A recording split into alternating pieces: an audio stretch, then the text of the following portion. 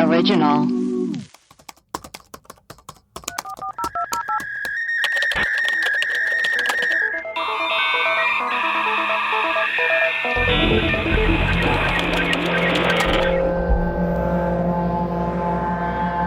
Hello and welcome to Web Crawlers, the podcast where we do a deep dive into some of our favorite unsolved mysteries. Each week, we will introduce our topic, lay out our research and findings, reveal some conspiracy theories, and conclude with our own hypothesis. Who knows, we might even solve the case. I'm Allie Siegel. I'm Melissa Stetton. And that's Maria. Web Crawlers has a Patreon to get access to rewards, bonus episodes, shout-outs, merchandise discounts, and in-studio videos of full episodes released a day early. Wow. Insane. Please go to patreon.com/webcrawlers. You can donate as little as $2 a month to become one of our bimbo patrons. For merch, go to webcrawlerspod.com or hothorse.horse. if you are nasty. Melissa, do we have Patreon shout-outs? We do. We've got Monica F. Hi. Jocelyn O. Hey. Comanda77. What up? Renee T. Oh my God, hi. Emily N. Hello. Megan H. Hi. Scotty C. Aloha. Melissa, let's get into it. What is our main story? Our main story is about Hinterkaifeck. Ooh. It's also known as the murder farm. Uh-oh. It was a small farmstead in Germany that has become infamous as...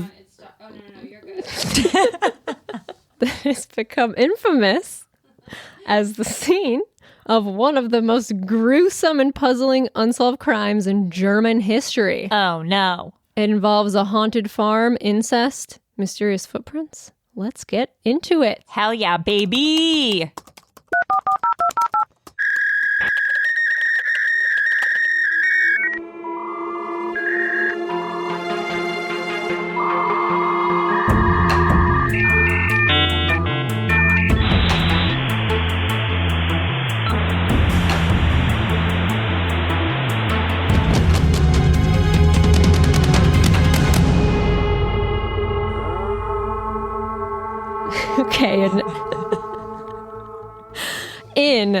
Okay, here we go.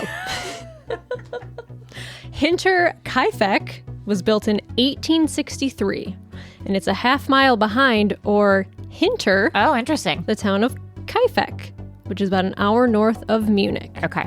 And on April 4th, 1922, the neighbors of the Hinterkaifeck home hadn't heard from them in a few days, and one of the girls had missed school. And also the mailman noticed that their mail had been piling up. Uh-oh.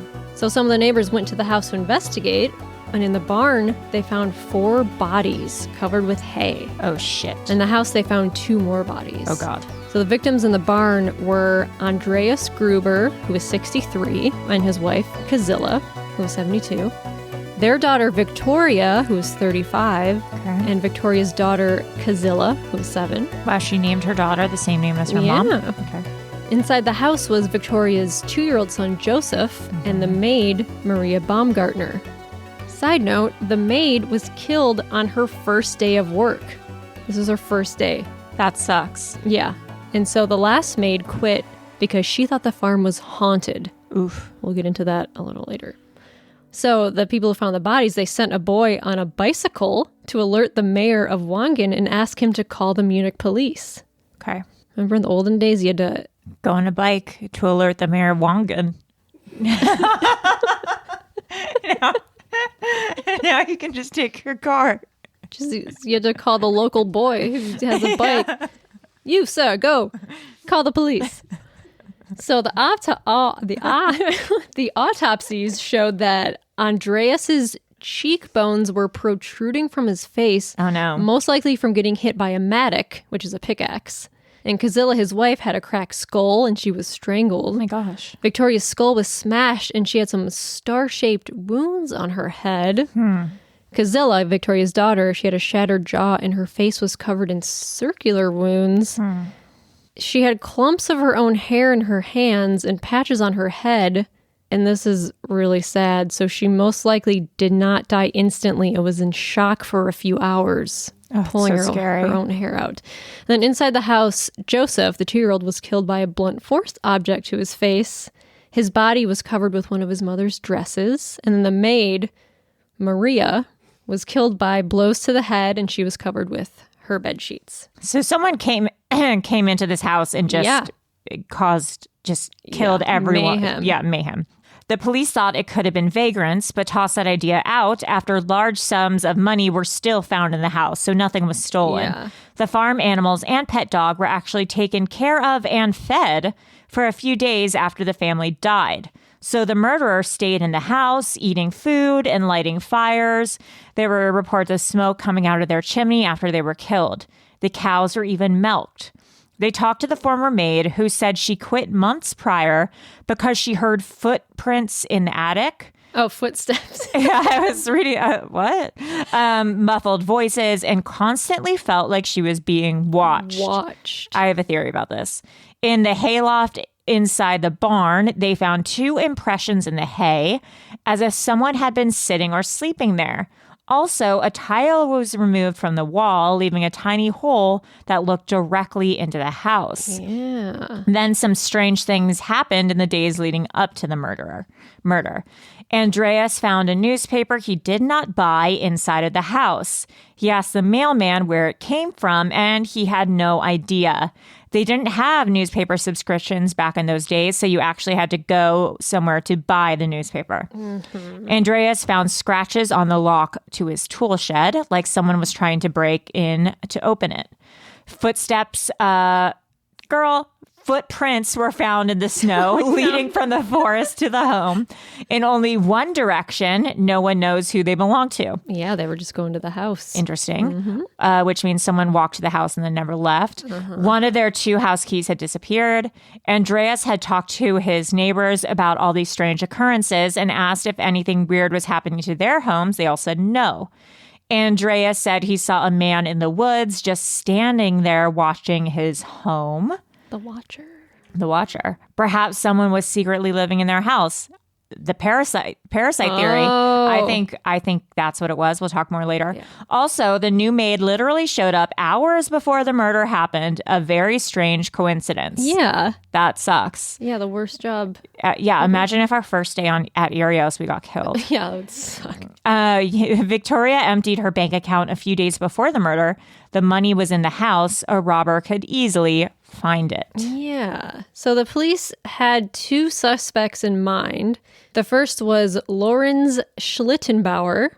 He was the neighbor that Victoria had been hooking up with in the past, and it was assumed that he was the father of Joseph, but that was never officially confirmed.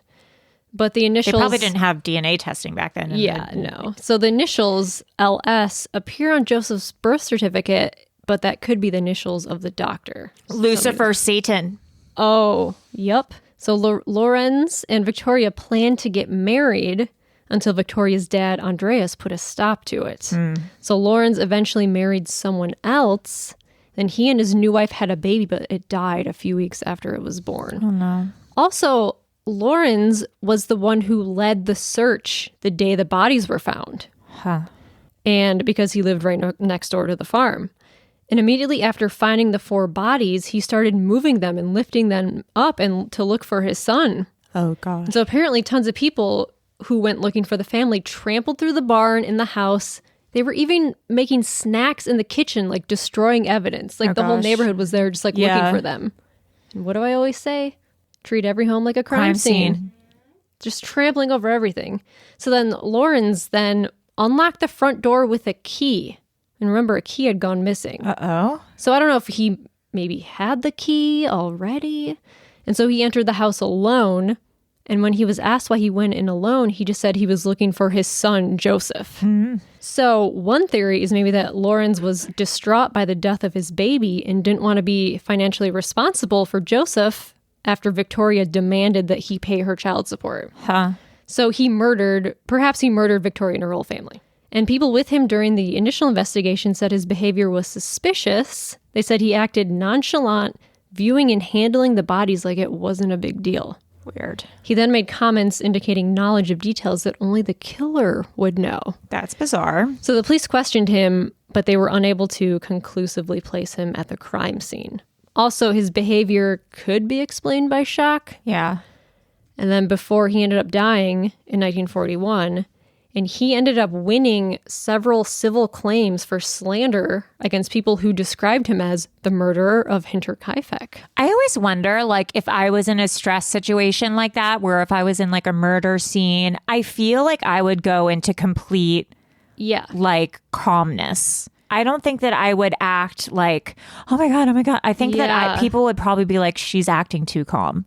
Yeah, that's why it's like you can never really judge someone on how they react to like trauma. Right, because I think like, you know, it's like fight or flight. Like I think I would probably go into very like chill numbness in a situation like that. Like, damn, people are dead. Yeah, like, oh my God. Someone call 911, I guess. Yeah, like I think I would be very chill. Another suspect is Carl Gabriel. He's Victoria's husband, who had been away at the war for about 5 years. Damn, Victoria's getting it. Yeah. So he had reportedly been killed during the First World War. However, his body has never actually been recovered. Huh. So after the murders, people began to speculate if he had actually died in the war. So Victoria gave birth to Joseph illegitimately while her husband was away. And 2-year-old Joseph was rumored to be either the son of Lawrence, the neighbor, or Victoria's father, Andreas. Yucky. Who did have an incestuous relationship that was documented in court and known in the village. That's no bueno. So perhaps Carl heard about Joseph being born and killed the family to seek revenge. Yeah, maybe. And he had reportedly changed his identity with that of a deceased comrade. I mean, it's always shady to change your identity. It really is. So after the end of the Second World War, captives from the Schrobenhausen region claimed that they had been sent home by a Bavarian-speaking Soviet officer who claimed to be the murderer of Hinterkaifeck. So whether Carl lived through World War I is not known. Interesting. So let's talk about this incest stuff. Yeah, let's talk about it. So 7 years before the murder in 1915, Andreas and Victoria were convicted of incest. So is this like consensual incest? I don't know. Victoria served 1 month in jail and Andreas served 1 year. So if that was 1915, how old would they be? Because Victoria was... Are you kidding me? Like, 35. Don't do math at me. Well, Victoria was 35 when she died. And then this was 7 years. So she was 28. I believe you. Yeah, I'll take that. So, yeah. So a theory is that Joseph was actually the child of Victoria and her own father, Andreas. And that one of them in the family had killed the entire family before killing themselves. Possible. Because supposedly Andreas had other children with Kazilla besides Victoria, but she was the only one to survive his abuse because he was known in the village as not a great dude, like very abusive. Oh, God. So, I mean, he probably had a lot of enemies. yeah. Shortly after the murder, the skulls were removed from the bodies and sent to Munich for more examination. And clairvoyants even looked at the skulls to find metaphysical clues. In 1923, the farm was demolished and the family was buried without their heads in a plot in Weidhofen. The skulls were lost during the chaos of World War II. There are some more suspects. The Gump brothers. Adolf Gump was interviewed in connection with the murders because it had been rumored he was in a relationship with Victoria. However, no evidence was ever found to prove this claim. Adolf's brother, Anton Gump, was also interviewed. In 1951, the sister of the Gumps, Crescentia Meyer, claimed on her deathbed that her brothers Adolf and Anton had committed the murders. As a result, Anton Gump was brought into police custody, but Adolf had already died in 1944. After a short time, Anton was dismissed again, and in 1954, the case against him was finally discontinued because he could not be proven to have participated in the crime. Yeah, strange. Yeah.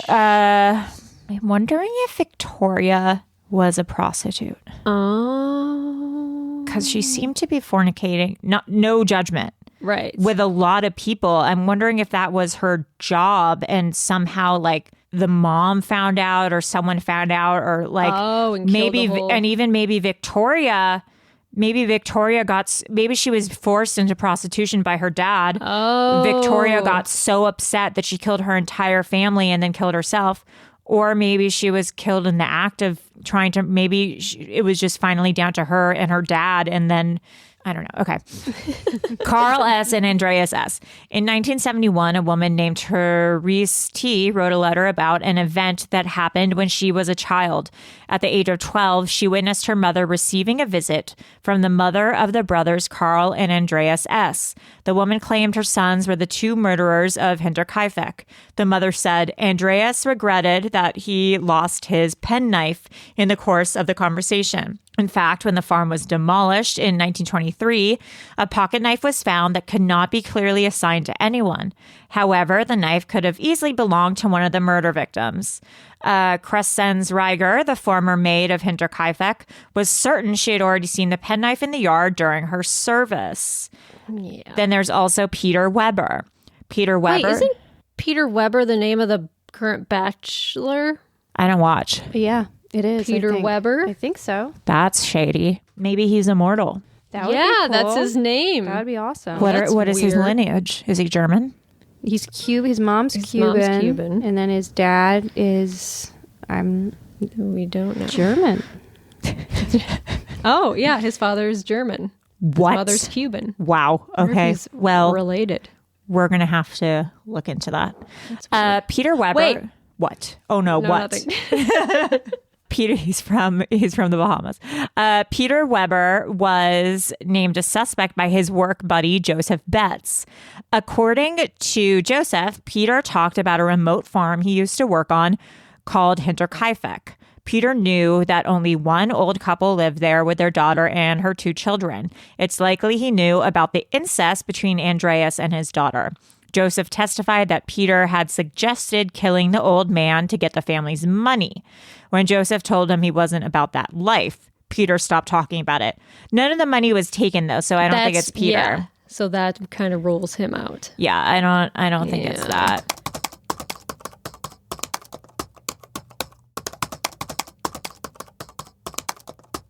Beichler brothers and George Siegel. Okay, let's remember George. Okay. The former maid, Crescens Reiger, worked from November 1920 to about September 1921 on Hinterkaifeck. She suspected the brothers Anton and Carl Beichler to have committed the murders. Anton had helped with the potato harvest. Oh my God, potatoes. On Hinterkaifeck and knew the premises. The maid said Carl talked to her often about the Gruber family. Anton reportedly suggested that the family ought to be dead. Ooh. The maid also said in her interrogation that the farm dog, who barked at everyone, never barked at Anton. She reported speaking with a stranger through the window at night. The maid believed that it was Carl Beichler, the brother of Anton. She thought that Anton and Carl Beichler could have committed the murders together with George Siegel, not related to me, the farmhand who had worked at Hinterkaifeck and knew of the family fortune. Supposedly, Siegel had broken into the home in November 1920 and had stolen a number of items, though he denied it. He did state that he had carved the handle of the murder weapon when he was working at Hinterkaifeck and knew that the tool would have been kept in the barn passage. So he's the one who basically made this pickaxe or whatever that everyone was killed with. Also, I would probably like to say that George Siegel is probably Jewish. Mm-hmm. And that all the rest of these people are probably not. Oh, interesting. Just keep that in mind. Keep that in mind. Okay, so there's the Thaler brothers. The brothers had already committed several burglaries in the area before the crime, and the maid said that Joseph Thaler stood at her window at night and asked her questions about the family, but she gave no answer. Who are these people that are speaking to the maid at night through windows? What is she? Something is up with this family. It's so weird. So in conversation, Joseph Thaler claimed to know which family member was sleeping in which room and stated that they had a lot of money. And during the conversation, the maid noted that there was another person nearby, but according to the statement, Joseph Thaler and the stranger looked at the machine house and turned their eyes upwards. Whatever that means. Yeah, I don't know what that I means. don't know what that means. Author Bill James, in his book, The Man from the Train, alleged that Paul Mueller may have been responsible for the murders. So the murders bear some similarities to his crimes in the United States, including the slaughter of an entire family in their home, use of a blunt edge of a farm tool as a weapon, and the apparent absence of robbery as a motive. So the author suspected that Mueller, who was a German immigrant, might have departed the U.S. for his homeland after private investigators and journalists began to notice and publicized patterns in family murders across the state lines, following the 1912 murder of 2 families in Colorado Springs. They thought that this murderer guy went back overseas because it was just very similar to his murders. So that's one of the suspects. They interviewed people until 1986, and no one's ever been charged. But these students examined the case again in 2007. They were at the Polizeifachhochschule. Sounds right. The police academy in Fürstenfeldbruck. They examined the case using modern criminal investigation techniques. And they concluded that it is impossible to definitively solve the crime after so much time has passed. And the primitive investigation techniques available at the time of the murders yielded little evidence. And in the decades since the murders, evidence has been lost and suspects have died. And despite these suspects, the students did establish a prime suspect, but they did not name the suspect out of respect for its still living relatives. So these students are like, we know who it is, but we're not going to say. Interesting. I think it might be Lauren's. Yeah, maybe. And then less than a year after the murders and after the murder investigation, the farm is completely demolished. And since then, the farm has been empty. There's a memorial shrine. And today, the former land is an open agricultural area. Gorgeous. Yeah. So we have some theories. Yeah. Okay. So I think that George... Okay. So the first maid was hearing footsteps in the attic? Okay.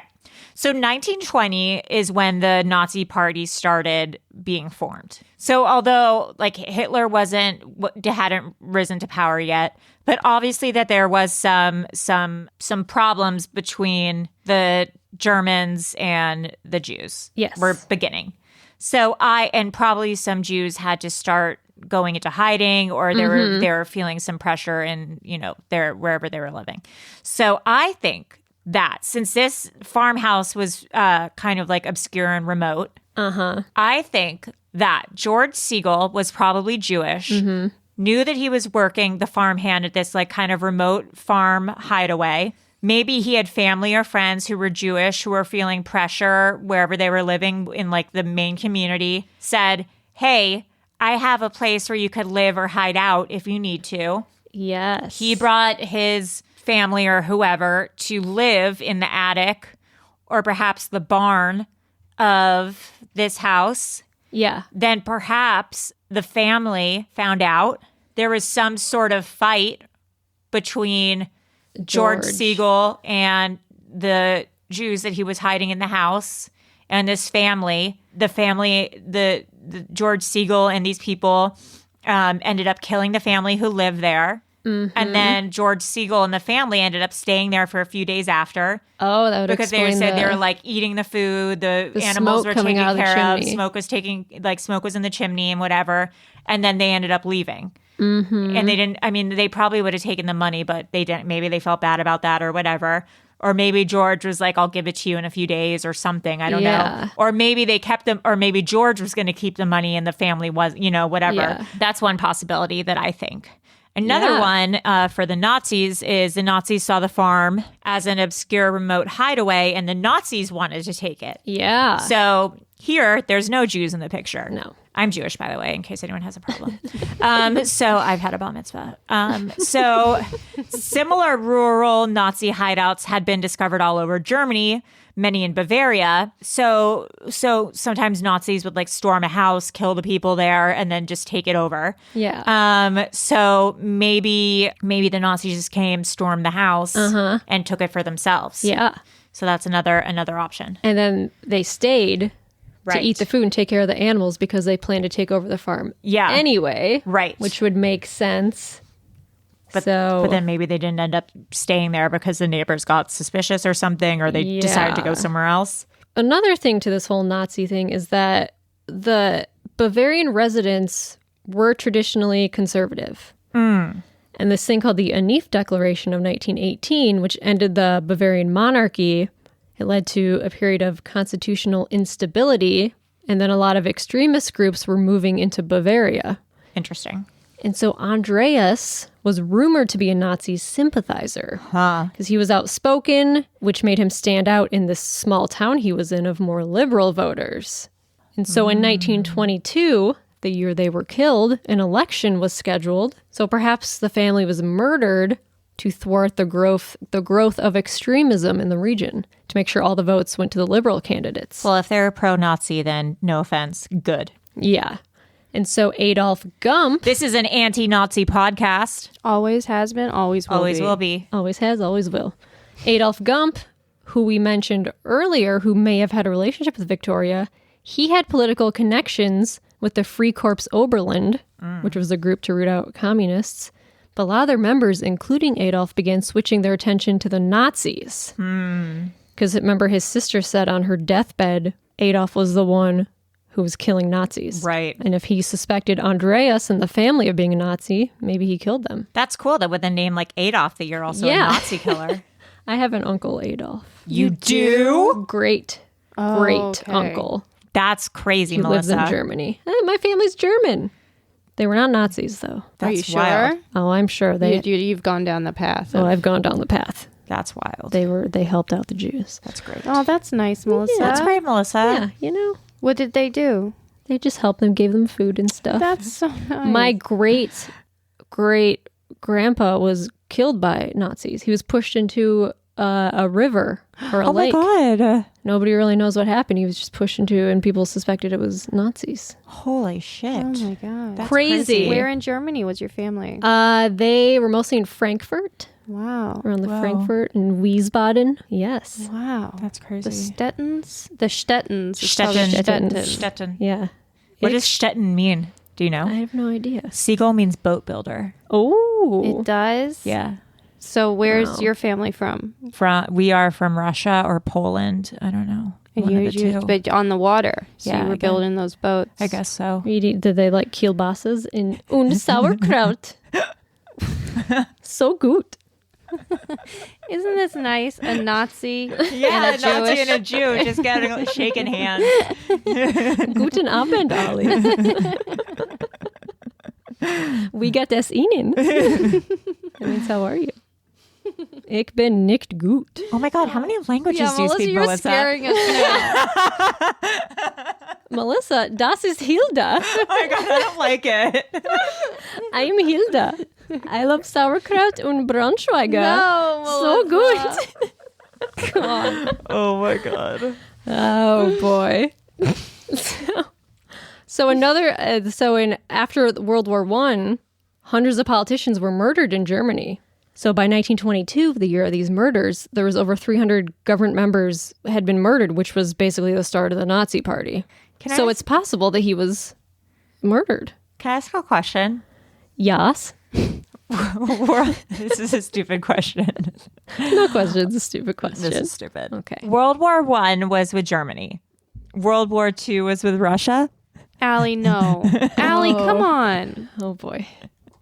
What do you mean World War II? Do you mean Germany wasn't in World War II? Allie, what do you mean? Does she think Germany wasn't in World War II? Germany is World War II. Yeah, Allie. Do you? Russia's in World War II, but... Okay, wait a minute. Do you think World War I is when, like, concentration camps were and stuff? And then what year did you think that was?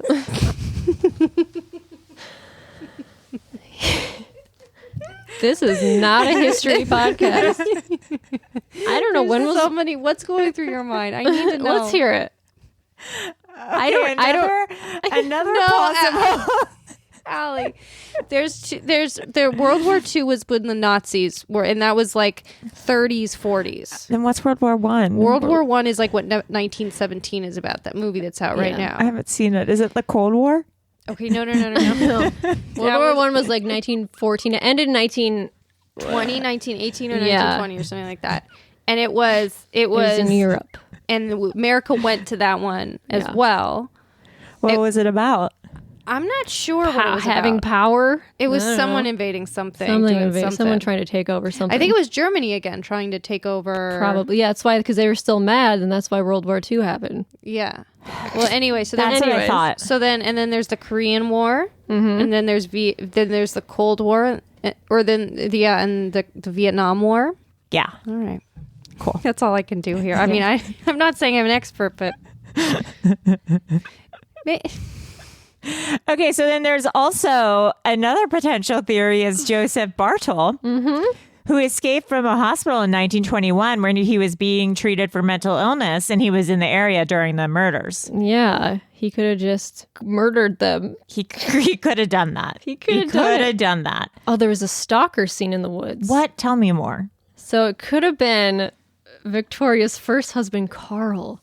Maybe he came back from World War I, faked his death, saw that Victoria had this other kid and was like, what the fuck? She's fucking around on me. Oh, shit.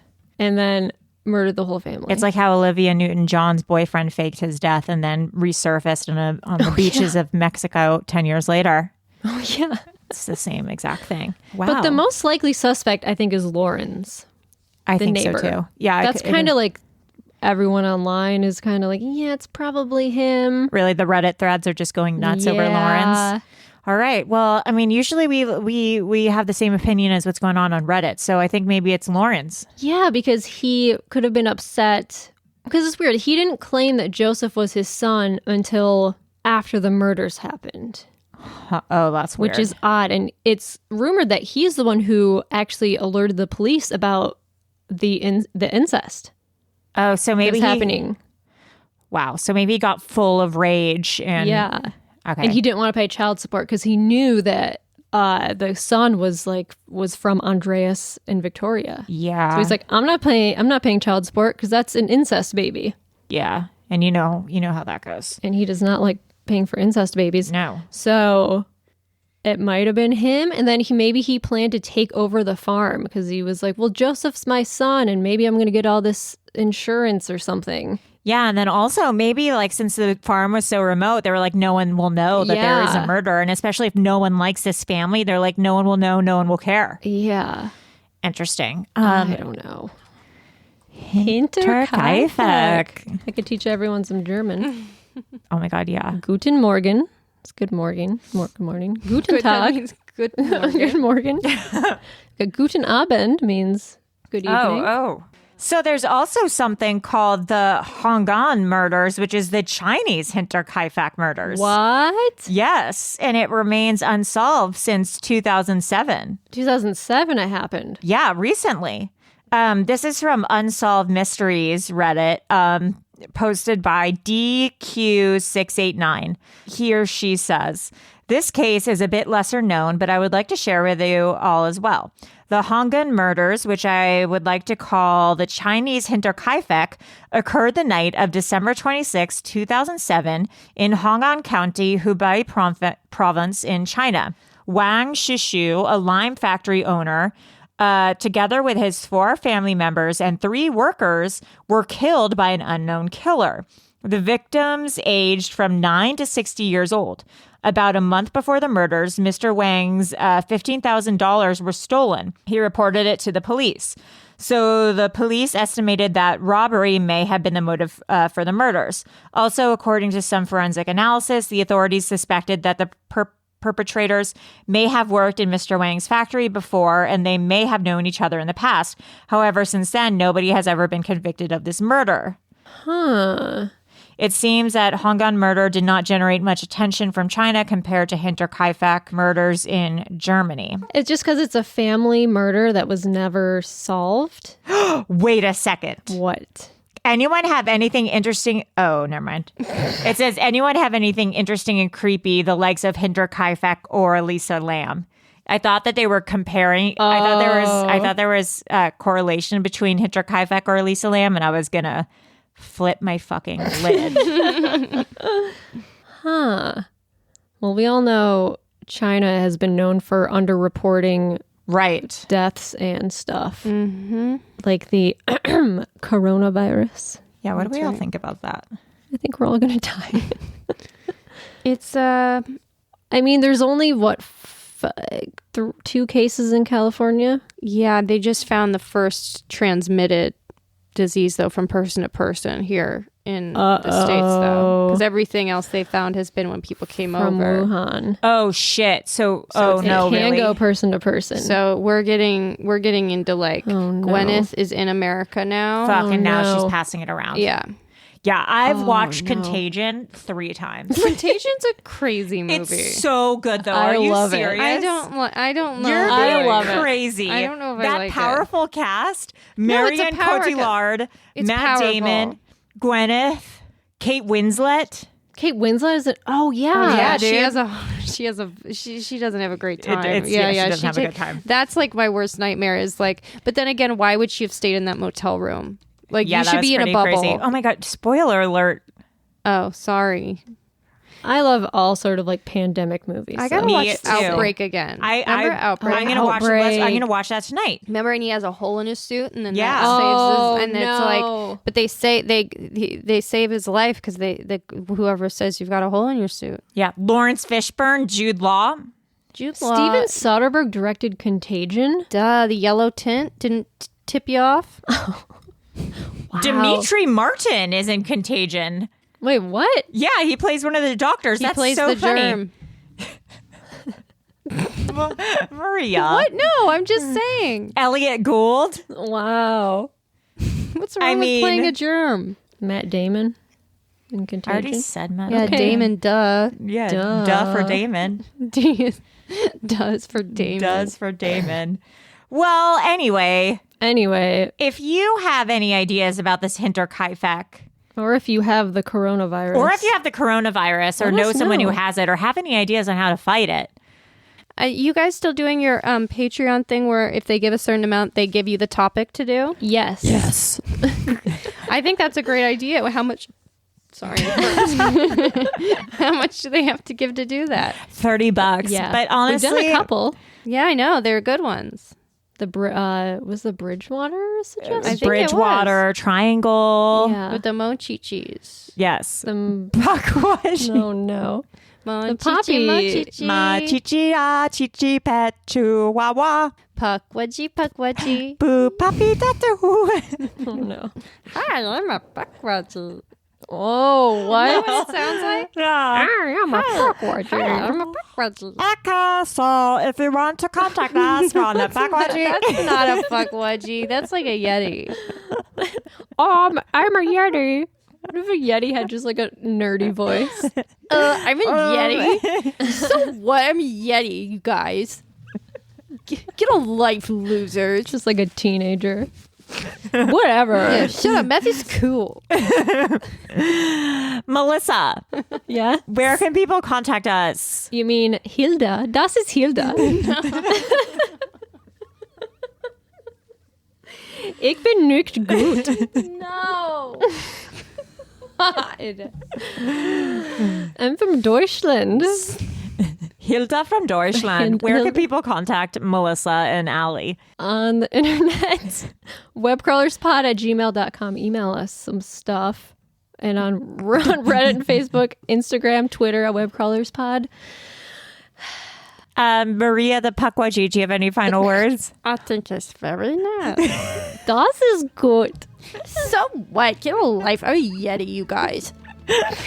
Oh. Yeah, so what? I wear glasses. So what?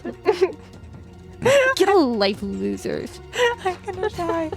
Okay. I'm Allie Siegel. I'm Das ist Hilda. So what? Bye. Oh boy. What an episode.